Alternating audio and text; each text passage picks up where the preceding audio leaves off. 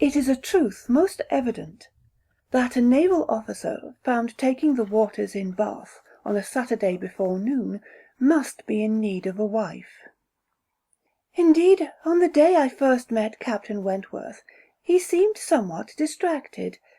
Mother, Lucy, and I had mistimed the journey, and arrived before the milliner's in Duke Street was due to open. That being the case, we decided to partake of the waters. Lucy was distraught, for she had been so eager to try on every bonnet in the establishment, and was beside herself with worry that all the new hats would be sold before we returned to the store. "Well, if we must take the wretched walk, at least let us do it at pace," she said, and strode off ahead of us, in high dudgeon. And thus it was that she had the misfortune to be the first of us to reach the baths. When mother and I caught up with her, she was sucking her thumb, and was close to tears. "The flowers were so pretty," she said.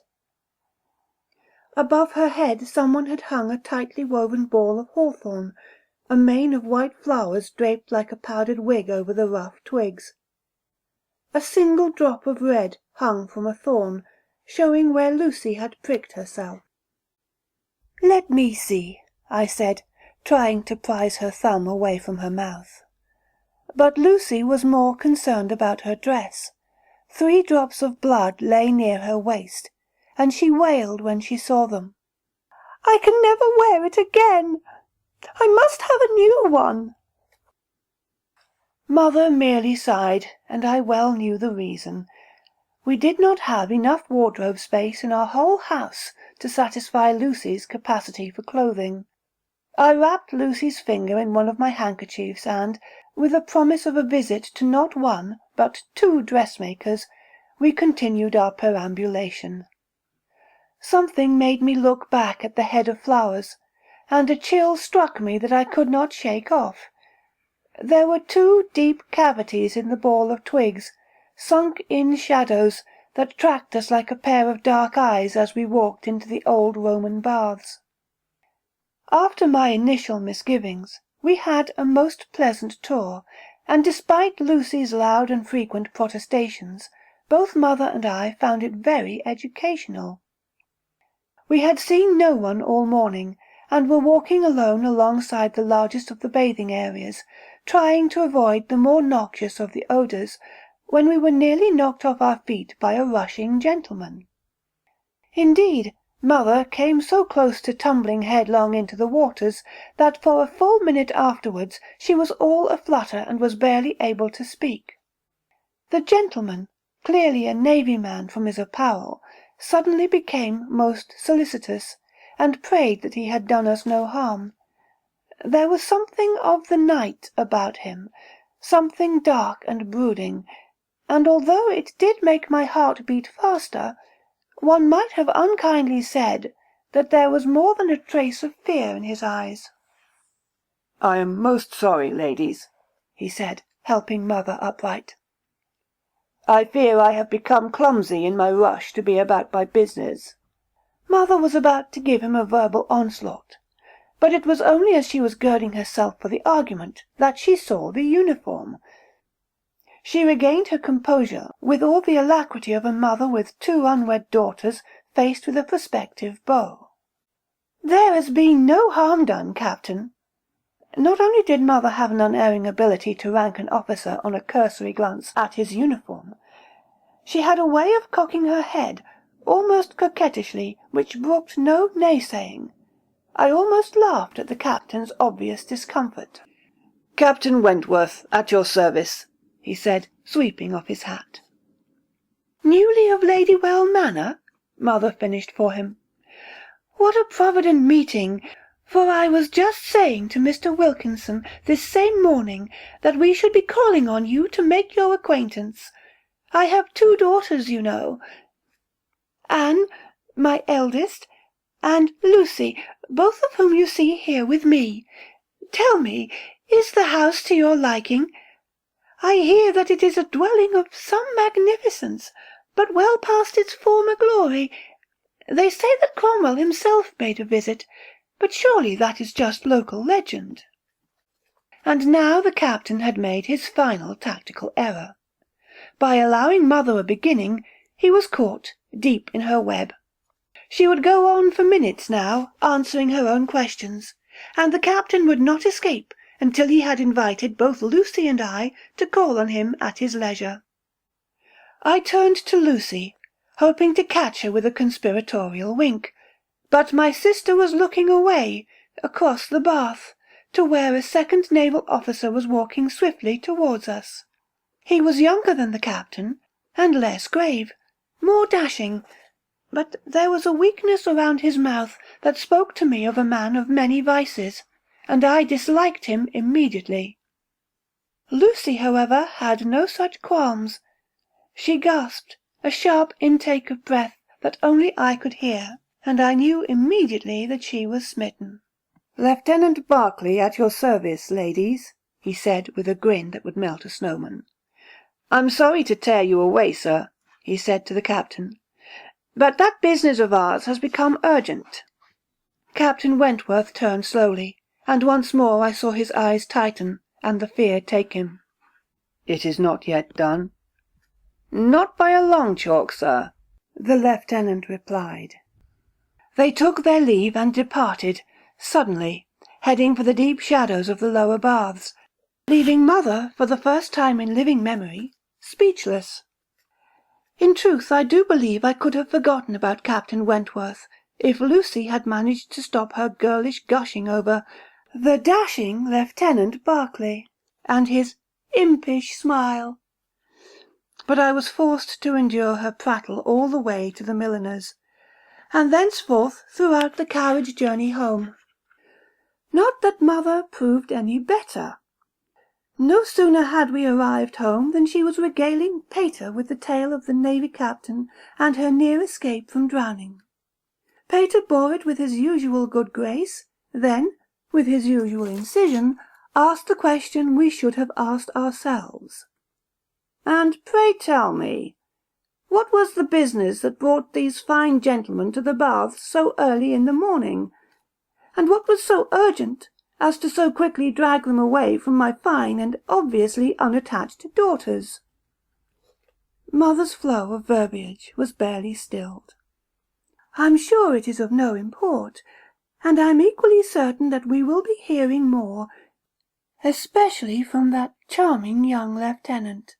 He fair took a fancy to our Lucy." Pater harumphed, a sound that only he could muster. "I'm sure they were all correct and proper, but the baths are no place for gentlefolk, not with doxies being slain so close by."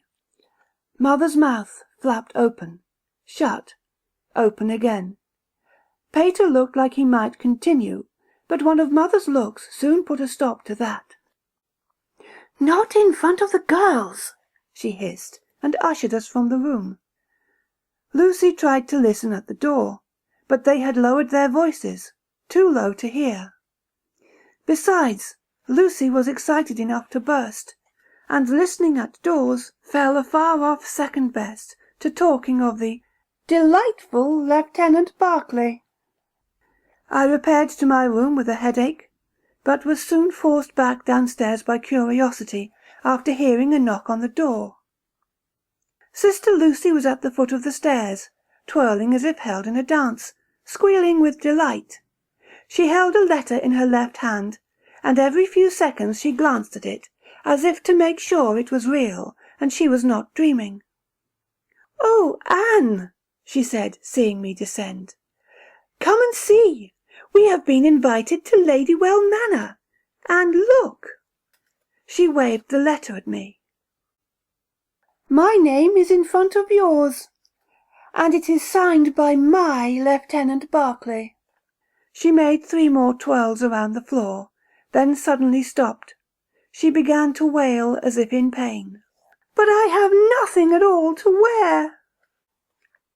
The carriage deposited us promptly at 7:30 in the drive outside the imposing edifice of Ladywell Manor. I would have stopped to consider the exterior qualities of such a fine house, but Lucy was already skipping away into the house, drawn on by the sound of a harpsichord from inside. She was so eager in her haste that she failed to notice the twin balls of flowering hawthorn, one on either side of the door. The chill I had previously felt at the baths returned, as if I had just been plunged into a cold, dark sea, and it was with a heavy heart that I followed my sister into the manor. The foreboding stayed with me all the way along the grand corridor, but the sound of the harpsichord grew louder, and the chatter of conversation rose alongside it, greatly easing my trepidation. By the time I arrived in the manor's great hall, I found myself once more anticipating the evening ahead. My first thought on entering the hall was that the officers had invited all the young ladies of Bath. But on closer inspection, it was to be found that the ladies present all shared the common happenstance that they were all yet unattached. In fact, there had never been even the slightest rumour that any of them had even been close to an attachment, and I included myself in that number. It seems that Lucy and I were tardy in arriving, for most of the group were already deep in conversation, all save Captain Wentworth, who stood, somewhat forlorn, by the fireplace. Ensuring that Lucy was occupied, which indeed she was, having placed herself firmly at the shoulder of Lieutenant Berkeley, I made my way towards the fireplace. Just as I approached, the harpsichord player, a young officer, stopped and made his way back towards a group by the card-table, and as I was about to speak, Captain Wentworth left the side of the fire and made towards the instrument. The hubbub in the room stopped suddenly, and all the naval officers' eyes turned towards the captain. Several of the ladies present made as if to protest, but they were hushed and whispered into silence, until it was so quiet that we all heard the creak of the stool as the captain lowered his weight onto it. Lieutenant Berkeley was the first to move, leading Lucy into the middle of the floor. The rest of the officers soon followed, each taking a lady, until they were formed up in a double rank in the centre of the room, leaving only myself and Captain Wentworth in want of a partner. In other circumstances I might have been moved to protest at this slight, but my eyes were drawn to the captain, sitting at the harpsichord, so still, so quiet, staring into the distance with sunken, haunted eyes. My heart lurched to see him so pained, and I started to move towards him. Then he started to play, and all other thoughts were driven from my mind. He started slowly, as did the dancing pairs. At first it was a tune I thought I almost recognized, a farandole with Mediterranean influences, but it soon diverged from anything with which I was remotely familiar. Faster and faster his fingers danced on the keyboard. Swifter and swifter went the dance. Louder and louder did the music crash in the room, my heart bounding in my chest. The dance had become something heathen and frantic, the dancers' faces flushed, their eyes staring sightlessly ahead as they spun across the floor in ever more intricate patterns. And still the captain played. His touch on the keyboard grew less refined. As he shifted into a minor key, the dancers stamped their feet in time, and from below our feet, from nether depths, came an accompanying guttural chant, as of many voices raised in unison. Lucy was spun past nearby, and I called out to her, but she was lost to me, caught in a trance where all that existed was the dance. I too felt the desire grow in me, the promise of wild abandon, free from all constraints of fashion and polite discourse. Indeed, I may have succumbed, but just at the point when the dance reached its most frantic, I happened to glance at Captain Wentworth, and all other thoughts left my head at the sight of the despair etched on his features. Once more Lucy spun past me. I could see that her colour was high and flushed, and, as they danced, Lieutenant Berkeley was grasping at her in a most unseemly manner. The captain continued to pound the keyboard, the muscles at his neck taut and stretched, as if they might at any moment snap.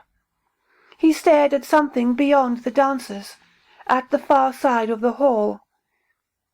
When I turned to look, I saw a heavy oak door swing open, showing only blackness beyond. The subterranean chanting grew louder, almost overcoming the noise of the harpsichord, and somewhere deeper still, a crazed flutist blew trills and arpeggios in counterpoint. Beyond the door something moved, a greater darkness deep in the shadow, and once more I felt the cold chill of the sea. I knew not where the strength came from, but I walked over to where Captain Wentworth sat, and placed a hand on his shoulder. He turned his head, slowly, looked up at me, and it was as if a veil had been lifted from his eyes. He stopped playing, and a deadly hush fell suddenly over the room like a shroud. The dance faltered, stopped. All across the room ladies, flustered now, disentangled themselves from over-eager partners. One by one, still flushed but trying to regain decorum, they hurried from the hall, until Lucy and I were left alone with the officers. The captain seemed unable to take his eyes from my face. "Wentworth!" Lieutenant Berkeley called out loudly. "What do you think you're doing?" The captain reached up and, smiling, gently stroked my cheek. "Thank you," he whispered. "Leave now. Quickly. I will get word to you if I can." At the far end of the room the oak door swung wider open, and once more I heard the crazed flutist. The captain's eyes started to lose their focus. "Go," he pleaded. "Go now." I took Lucy by the hand, and together we fled out into the night. As we left the manor, the eyes in the hawthorn gazed at us, greedily. The next morning I tried to enter a discourse with Lucy about the events in Ladywell Manor, but she refused to brook any such discussion. Indeed, her head was so full of the delights of the charming Lieutenant Berkeley that I believed her to be still under the spell of the dance.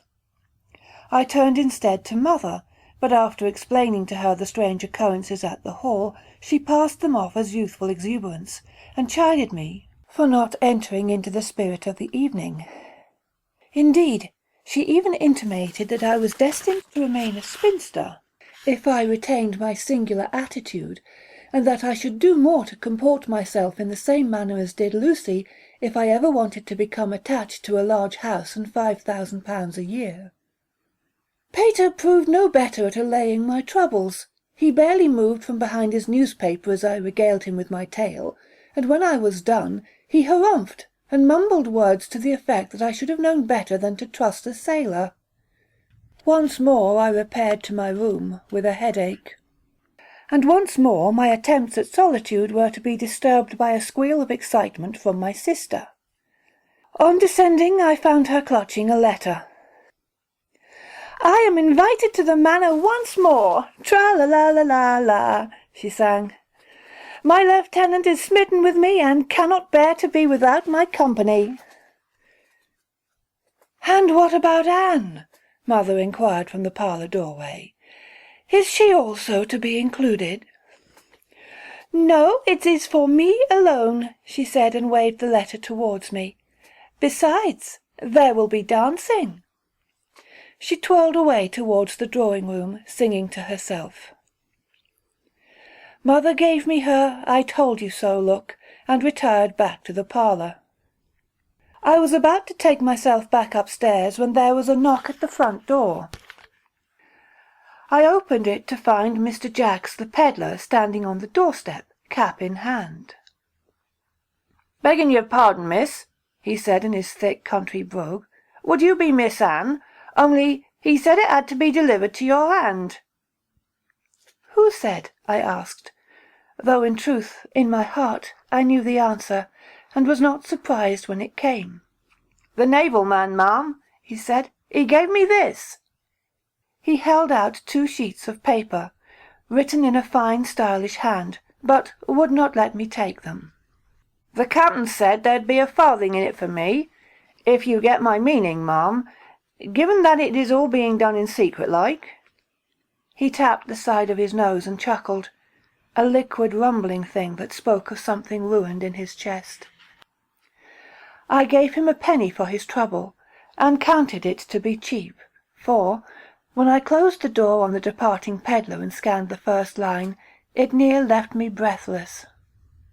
"My dear Miss Anne," it read, "you have awakened in me something I thought long since dead." I would read no more standing there in the hallway. For a third time I retired to my room. I could scarcely contain my excitement, but that soon turned to dread as I scanned the pages before me. "My dear Miss Anne, you have awakened in me something I thought long since dead. Until I laid eyes on you after the abomination in the baths, the part of me that is Captain Wentworth had been asleep for nigh on a year, and to explain my actions to you, both in the baths and at that accursed dance last night, I must ask your forbearance in the telling of my tale. I was not always as you have so recently seen me. A year ago, it seems like an age to me, I was a newly appointed captain of the King's Navy, proudly taking the HMS Valiant from Valletta to join the fleet in the Bosphorus. Alas, we were fated never to reach safe port, and she was struck against rocks in a storm. 75 good men were lost to the sea, and soon after, the rest of us came to wish we had shared their fate.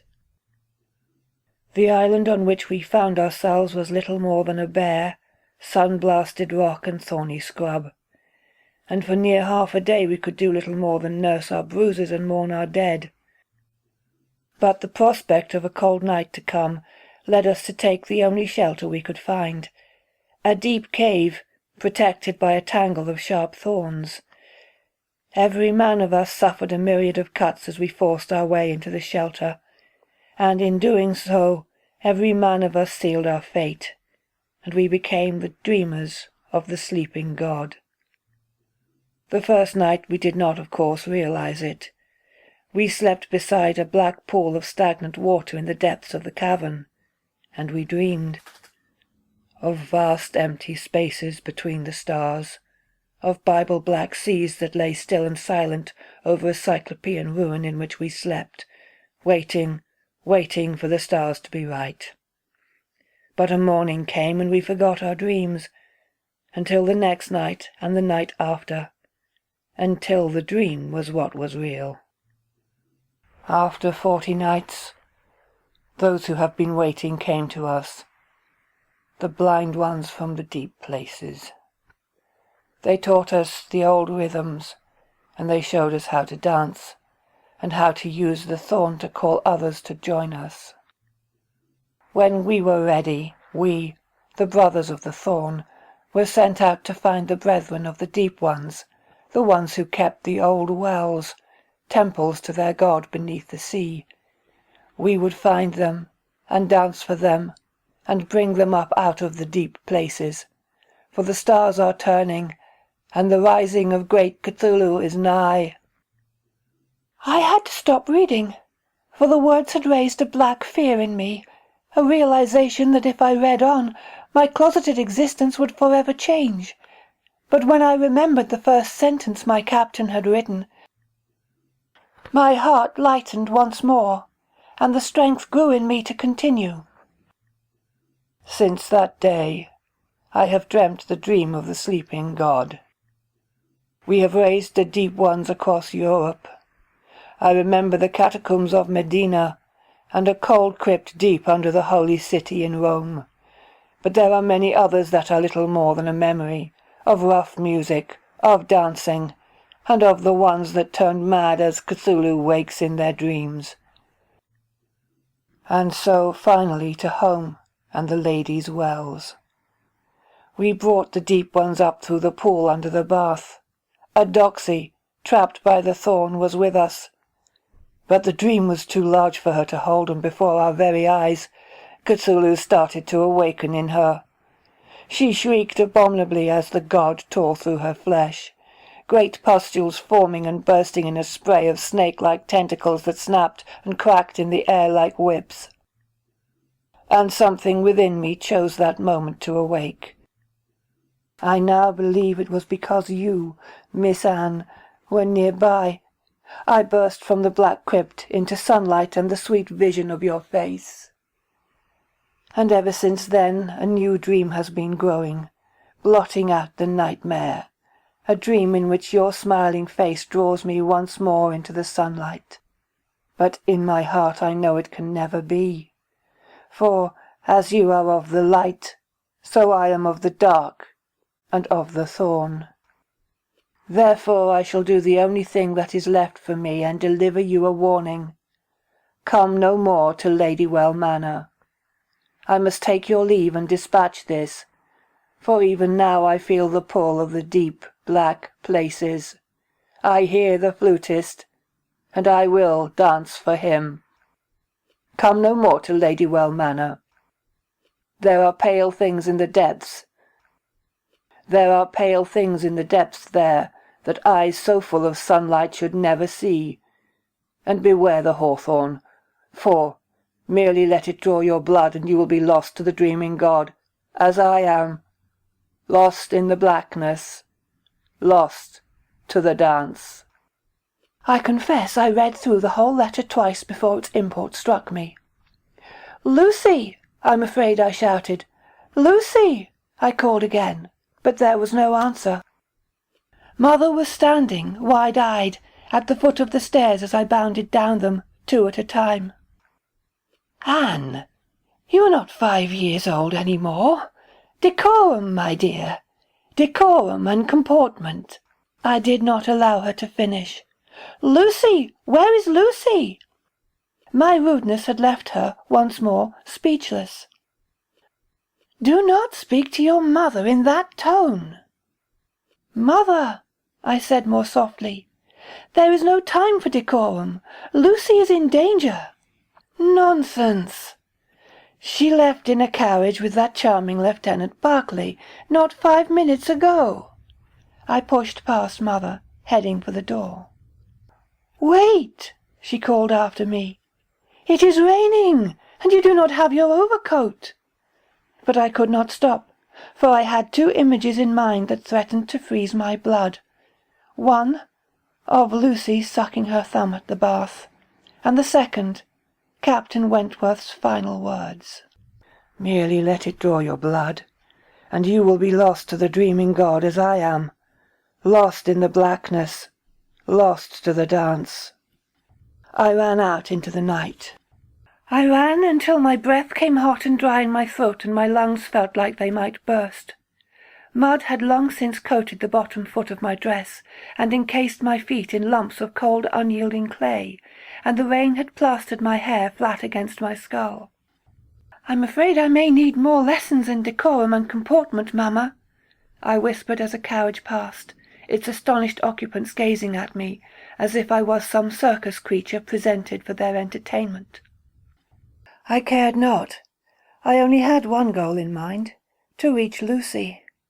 To reach Lucy and save her, before the dreaming god took her in a dance. By the time I reached Ladywell Manor, I fear I was in a worse state to be accepted into polite society than even Mr. Jacks the peddler. My dress was torn and splattered with mud nearly up to my waist, and I was as wet as if I had already taken a dip, fully clothed, in one of the famed baths. It mattered naught, though. There was no one present to receive me. Only the shadowed eyes in the hawthorn heads watched me as I sped into the house, trailing mud across the fine tiled floor. I had thought I might once more hear the frenzied dance of the harpsichord, but the house was silent, and the main hall was quite empty. All was still, save for the crackling of flame on log in the fireplace, and the slow waft of the drapes in the cold breeze that blew from the shadows beyond the open oak door. I stood there for long moments, unsure of my next actions. Just at the very moment when I might have misthought my intentions, there came the high piping of a flute, rising up from beyond the dark doorway. I allowed myself one last, lingering burst of warmth from the fire, then followed the ever-rising music down into the darkness. The walls here were old, older still than the great house built around them. My fingertips brushed the rough-hewn sandstone, damp and greasy with dark green slime that covered ancient carvings long since worn with age. From beneath, the flute had been joined by a sing-song chant, soft at first, but growing ever louder until the very walls reverberated in rhythm, and I felt the beat of the wild dance call to my heart. And still I descended, to a place where the chill reached deep to my bones, and I tasted the tang of the sea in my throat. The passageway finally levelled out, and I looked out into a rough-hewn chamber, and a sight I hope never to see the like of again. The room was dimly lit by oil lamps spaced in niches around the wall. In truth it was near dark, but there was more than enough light to see the damned revellers at this bacchanalia. They danced in frenzy around a dark well, chanting in time with the flutist's wild playing that rose up from the deep places below. I saw Lucy, whirled past me, first by Lieutenant Berkeley, then by Captain Wentworth, her eyes staring, her mouth indecorously wide as she took her share in the demented chanting. And deep in the well, their chant was answered as voices, guttural and strange, rose to join the cacophony. The dance grew ever more frenzied, the chanting ever louder, until I felt my very heart would pound itself free from the bounds of my chest.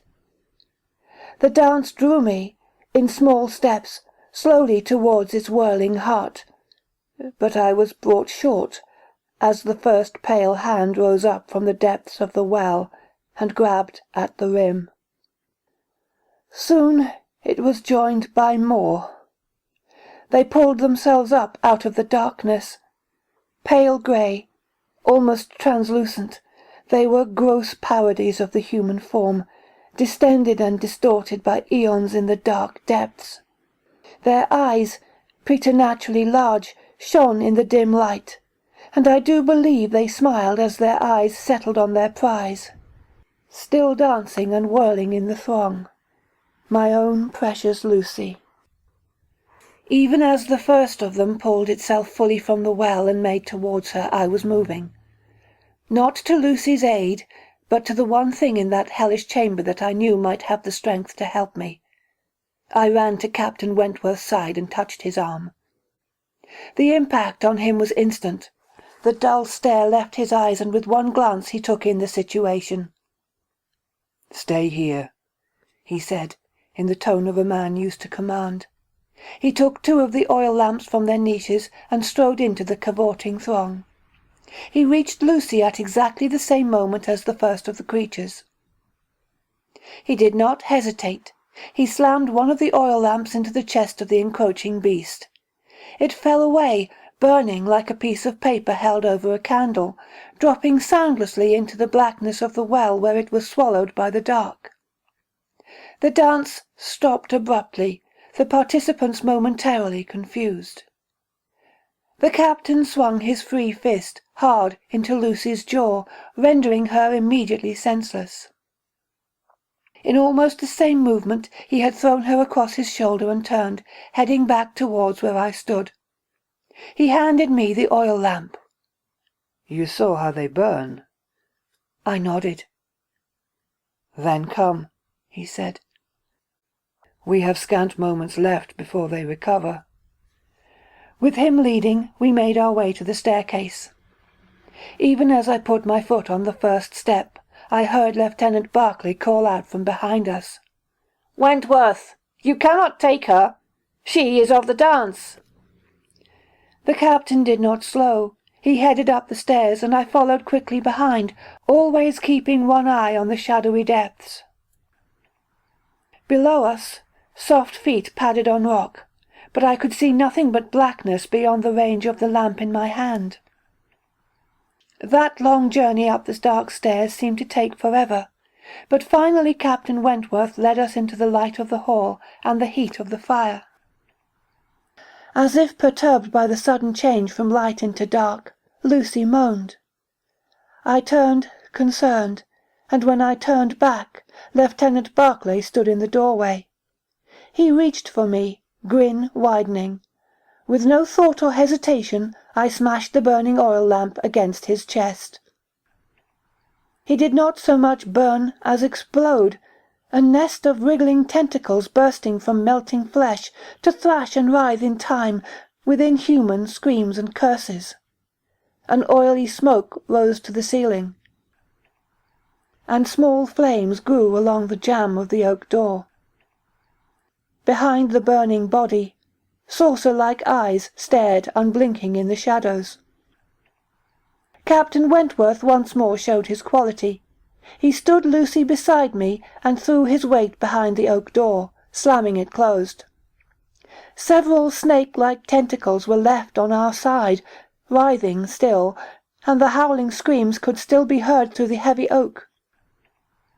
We piled everything we could find against the door, tapestries, drapes, even the harpsichord, although it pained me to see such a fine instrument ruined.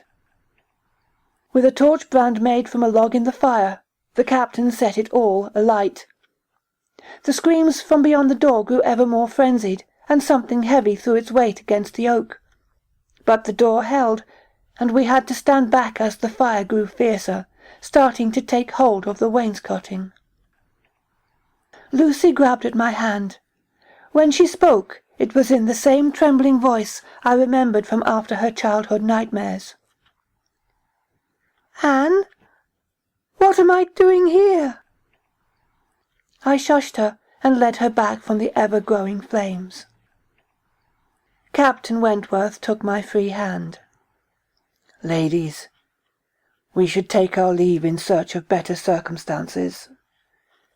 Together we fled from the hall as the fire took hold in the ceiling. By the time we reached the main entrance, the whole manor was aflame.